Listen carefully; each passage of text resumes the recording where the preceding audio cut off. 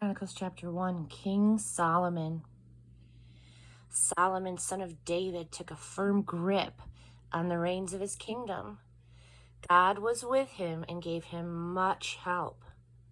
Solomon addressed all of Israel, the commanders, the captains, the judges, every leader, and all the heads of families. And then Solomon and the entire company went to the worship center at Gibeon.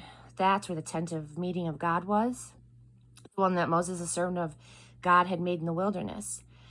The chest of God, though, was in Jerusalem. David had brought it up from Kiriath Jearim and prepared a special place for it and pitched a tent for it. But the bronze altar that Bezalel, son of Uri, the son of Hur, had made was in Gibeon, in its place before the tabernacle of God, and that is where Solomon and the congregation gathered to pray. Solomon worshipped God at the bronze altar in front of the tent of meeting. He sacrificed 1,000 whole burnt offerings on it. That night, God appeared to Solomon. God said, "What do you want from me? Ask."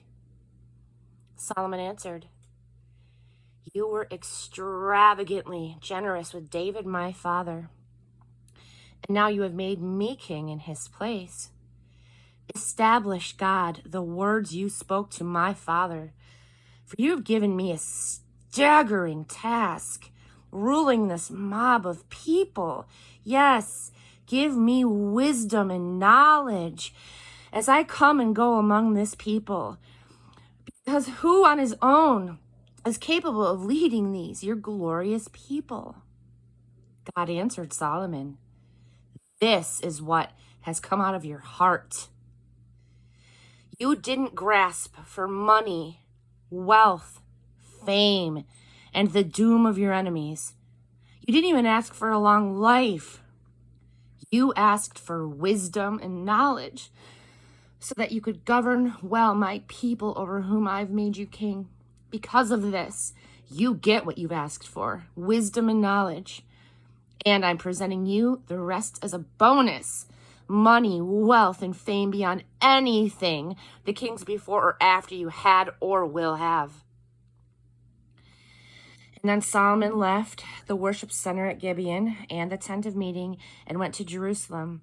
He set to work as king of Israel. Solomon collected chariots and horses, 1,400 chariots and 12,000 horses. He stabled them in the special chariot cities as well as in Jerusalem. The king made silver and gold as common as rocks, and cedar as common as the fig trees in the lowland hills. His horses were brought in from Egypt and Sicilia, especially acquired by the king's agents. Chariots from Egypt went for 15 pounds of silver, and a horse for about 3¾ of a pound of silver.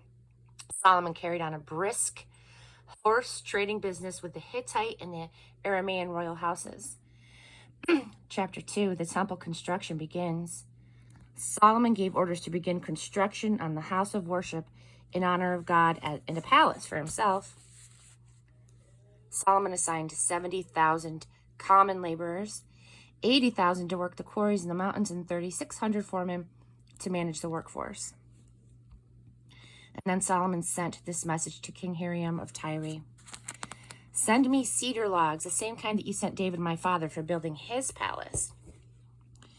I'm about to build a house of worship in honor of God, a holy place for burning perfumed incense, for setting out holy bread, for making whole burnt offerings at morning and evening worship, and for Sabbath, new moon, and holy day services of worship, the acts of worship required of Israel. The house that I am building has to be the best, because our God is the best, far better than competing gods. But who is capable of building such a structure? Why, the skies, the entire cosmos, can't begin to contain him. In me, who am I to think that I can build a house adequate for God? Burning incense to him is about all I'm good for. I need your help. Send me a master artisan in gold, silver, bronze, iron, textiles of purple, crimson, and violet, and who knows the craft of engraving. He will supervise a trained craftsman in Judah and Jerusalem that my father provided. Also send cedar, cypress, and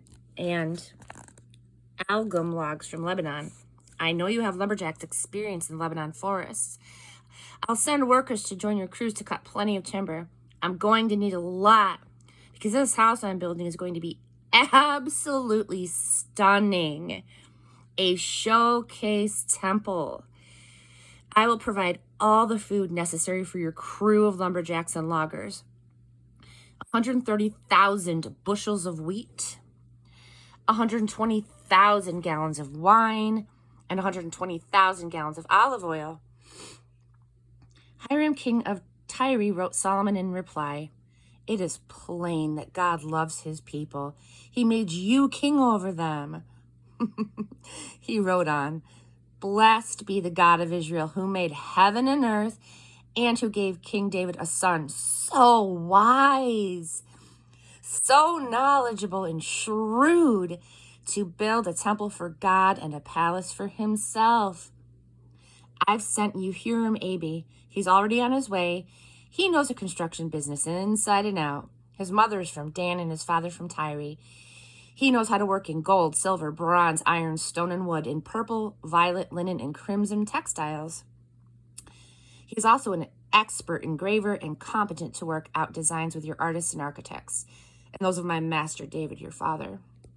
Go ahead and send the wheat, barley, olive oil, and wine that you promised for my work crews. We'll log the trees that you need from the Lebanon forest and raft them down to Joppa. You'll have to get the timber up to Jerusalem yourself." Solomon then took a census of all the foreigners living in Israel using the same census-taking method employed by his father. They numbered 153,600. He assigned 70,000 of them as common laborers, 80,000 to work the quarries in the mountains, and 3,600 as foremen to manage the work crews.